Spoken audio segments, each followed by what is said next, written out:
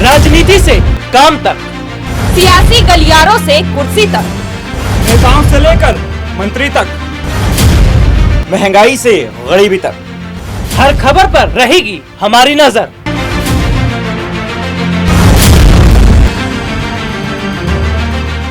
नमस्कार, मैं हूं राहुल शर्मा। आप देख रहे हैं SP9 न्यूज। स्वागत है आप सभी का आज के इस खास प्रोग्राम में। हम प्रोग्राम की शुरुआत करेंगे 2024 से, एक और जहां देश में हिंदू मुसलमान का मुद्दा उठ रहा है, एक और जहां पूरे देश में हिंदू मुसलमान के बीच खाई खींचने की कोशिश की जा रही है। ऐसे में हम लगातार जनता के मुद्दों को उठा रहे हैं। हम दोनों समुदायों के बीच में अमन शांति का माहौल खड़ा कर रहे हैं। एक और हम देख रहे हैं कि चारों तरफ शोर शराबा हो रहा है, मस्जिद को लेकर, मंदिर को लेकर, हनुमान चालीसा को लेकर, लेकिन सीधे सीधे तौर पर इसका बहुत बड़ा असर देखने को मिल सकता है। लेकिन हम लोग यानी SP9 न्यूज जो चैनल है वो लगातार लोगों में शांति बनाए रखने की अपील कर रहा है। आज हम बात करेंगे चुनाव को। देखिए, हिंदू हो, मंदिर मस्जिद हो, इससे जनता का भला नहीं होगा, इससे जनता को रोजगार नहीं मिलेगा, इससे लोगों की मुश्किलें नहीं कम होंगी। इसके साथ ही हम आपको कुछ रिपोर्ट भी दिखाएंगे कैसे मुस्लिम समुदाय के लोगों का गुस्सा देखने को मिला है, कैसे मुस्लिम समुदाय के लोग कह रहे हैं कि भाई उन्हें जानबूझकर टारगेट किया जा रहा है। लेकिन सबसे पहले हम शुरुआत जिस तरह से चुनाव को लेकर कर रहे थे उस पर बात कर लेते हैं। 2024 में होने वाले लोकसभा चुनावों से पहले विपक्षी पार्टियां लगातार मजबूत हो रही हैं। विपक्ष पार्टियों को मजबूत करने का काम किया जा रहा है। लेकिन इस बीच हम ममता बनर्जी का जिक्र करेंगे। जो ममता बनर्जी दिल्ली में कुछ वक्त पहले आती तो हैं, लेकिन सोनिया गांधी से मुलाकात नहीं करती। वो ममता बनर्जी दिल्ली आती तो हैं, लेकिन प्रधानमंत्री नरेंद्र मोदी से मुलाकात करती हैं। ऐसे में सीधे सीधे तौर पर यह देखा जा रहा था कि ममता बनर्जी प्रधानमंत्री नरेंद्र मोदी के जरिए विपक्ष में अपने आप को मजबूत करने का काम कर रही थी। लेकिन वो ममता बनर्जी अब पीछे पिछड़ती नजर आ रही। दरअसल वजह क्या है कि मौजूदा समय के अंदर यह देखा जा रहा है कि जिस तरह से ममता बनर्जी ने सोनिया गांधी के आगे हार स्वीकार करना ठीक समझा है, क्योंकि यह माना जा रहा है कि ममता बनर्जी ये देख चुकी हैं कि बिना कांग्रेस के विपक्ष मजबूत नहीं हो सकता, बिना कांग्रेस के वो आगे नहीं बढ़ सकती। विपक्ष में खुद को बहुत बड़ा चेहरा समझने की कोशिश कर रही थी ममता बनर्जी, लेकिन सोनिया गांधी ने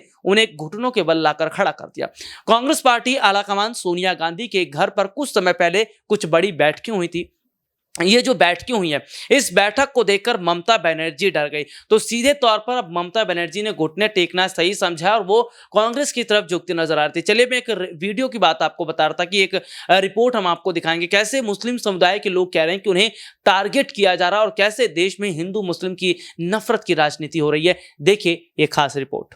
तो आप सबको पता है कि सिर्फ एक कम्युनिटी को डराया जा रहा है, मुसलमानों को डरा के जीतना चाहते हैं, 24 में जीतना चाहते हैं और ये कह रहे हैं बस मुल्ला को काट देंगे, गोबर बाग खुश, ये सड़े हुए संतरे खुश हो जाएंगे, मुल्ले कट रहे हैं, मुल्ले कट रहे हैं, पेट्रोल 1000 के पार हो जाए, भारत की ऐसी तैसी लग जाए, संविधान खत्म हो जाए, पुलिस वाले इनको ही पकड़ पकड़ के मारे, लेकिन बस मुल्लाओं को भी लगातार मारते रहे। तो अब इनको पता है ना, इनको पता है कि तीर त्रिशूल तलवार मंदिर मस्जिद गाय गोबर थोड़े पुराने हो गए, अब मुसलमानों का इशू लेकर आए, अब फिर सीए का जिन बाहर निकाल कर लेकर आए। तो सीए तो तुम्हारे हाथ में, कानून तुम्हारे हाथ में, सब चीजें तुम्हारे बाप में इतनी गोबरी थी, तुम्हारे अंदर गोबरी थी, तो सीए तभी लागू करते रहे, तुम लेकर आए थे, करो लागू। बोल तो नहीं काशी में मंदिर बनाएंगे, ये तो हाँ, ये हर जगह वही मंदिर बनाएंगे जहाँ पर मस्जिद है। और कमाल की बात है, इतने मंदिर बनाने के बाद भी हनुमान चालीसा मस्जिद के अंदर ही बजाएंगे जाकर। ये सिर्फ एक पॉलिटिकल स्टंट है, ये दो लोगों में बंटवारा करना चाहते हैं। आ रहे थे कि आम आदमी पार्टी खुल के नहीं आ रही है विरोध प्रदर्शन करने, लेकिन आम आदमी के एमएलए अभी दिखे जो बुलडोजर के सामने खड़े थे कांग्रेस के कार्यकर्ता। नहीं, वो जो एमएलए नहीं आया, आप बताइए वहाँ कर गए, जहांगीरपुरी में गए थे ये लोग। यहाँ तो इनकी मजबूरी है कि यहाँ पर आम आदमी ही है, यहाँ पे काउंसिलर भी आम आदमी के हैं, यहाँ पर एमएलए भी आम आदमी के हैं। और देर शाय दुरुस्त है, अगर सुबह का बोला शाम को वापस आ जाए, उसको भोला नहीं कहते।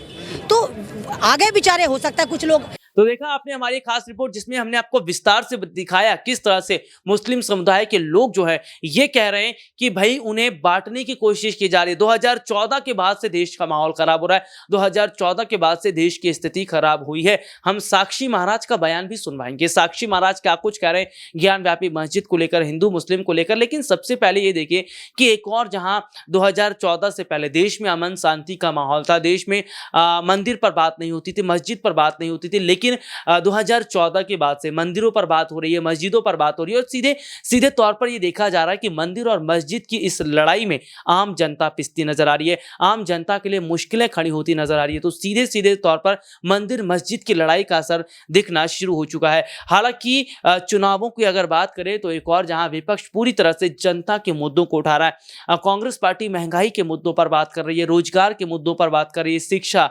स्वास्थ्य, इन मुद्दों पर बात कर रही है, लेकिन सत्ता पक्ष हिंदू मुसलमान की लड़ाई लड़ रहा है। सत्ता पक्ष हिंदू मुस्लिम कर रहा है, क्योंकि मुस्लिम समुदायों का यह कहना है कि जब तक हिंदू मुस्लिम नहीं होगा बीजेपी का पेट नहीं भरेगा। इन्हें 2024 में कैसे वोट मिलेंगे, तो हिंदू मुसलमान तो करना पड़ेगा। चलिए साक्षी महाराज का जिक्र कर रहे थे, क्या कुछ कह रहे साक्षी महाराज, ध्यान से सुनिए।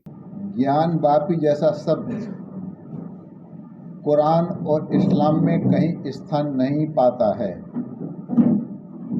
ज्ञान वापी का अर्थ है ज्ञान का सरोवर, ज्ञान का कुआं।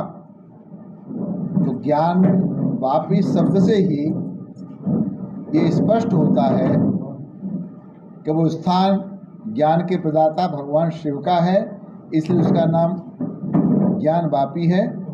ज्ञान वापी में विवाद का कोई मतलब नहीं। तो सुना आपने कि साक्षी महाराज क्या कुछ कहते नजर आ रहे। तो दरअसल ये देखा जा रहा है कि सत्ता पक्ष सत्ता में रहकर गलत तरीके से अपनी सत्ता का इस्तेमाल कर रही है, दुरुपयोग कर रही है। वहीं मौजूदा समय के अंदर सीधे तौर पर यह माना जा रहा है कि आने वाले समय में स्थिति खराब हो सकती है। अगर इसी तरह हिंदू मुसलमान होता रहा तो देश की स्थिति श्रीलंका से भी बदतर होती नजर आएगी। देखिए श्रीलंका में क्या हालात है। श्रीलंका में हालात ऐसे हैं कि घर में जो बच्चे हैं, छोटे बच्चे, उनको पिलाने के लिए दूध तक नहीं है, क्योंकि वहां की इकोनॉमिक क्राइसिस हो चुकी है, वहां की आर्थिक हालत खराब हो चुकी है, वहां पर लगातार लोगों को खाने के लाले पड़े हैं। श्रीलंका में जिस तरह के हालात हैं वही हालात हमारे देश में हो सकते हैं अगर इसी तरह से हिंदू मुसलमान होता रहा, मंदिर मस्जिद होता रहा।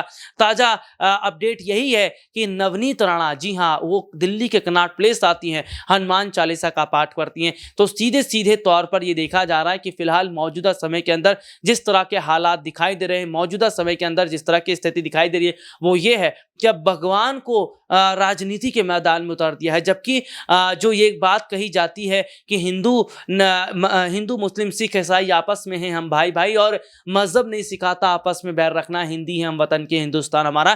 भाई जब मजहब में नहीं सिखाया गया है तो आज ये राजनीतिक पार्टी के नेता क्यों अपने फायदे के लिए हिंदू मुसलमान को लड़वा रहे हैं, जबकि हिंदू और मुस्लिम काफी वर्षों से देश में एक साथ रहते नजर आए। तो फिलहाल देखा जा रहा है कि जनता को इस बार सोच समझकर वोट करना, उन्हें तय करना है आने वाले समय के चुनावों में उन्हें किसके साथ खड़ा होना है, लोकसभा चुनाव में उन्हें किसके साथ खड़ा होना है, और क्या वाकई 2024 के लोकसभा चुनाव में विपक्ष इस बार मुंहतोड़ जवाब बीजेपी को देगा।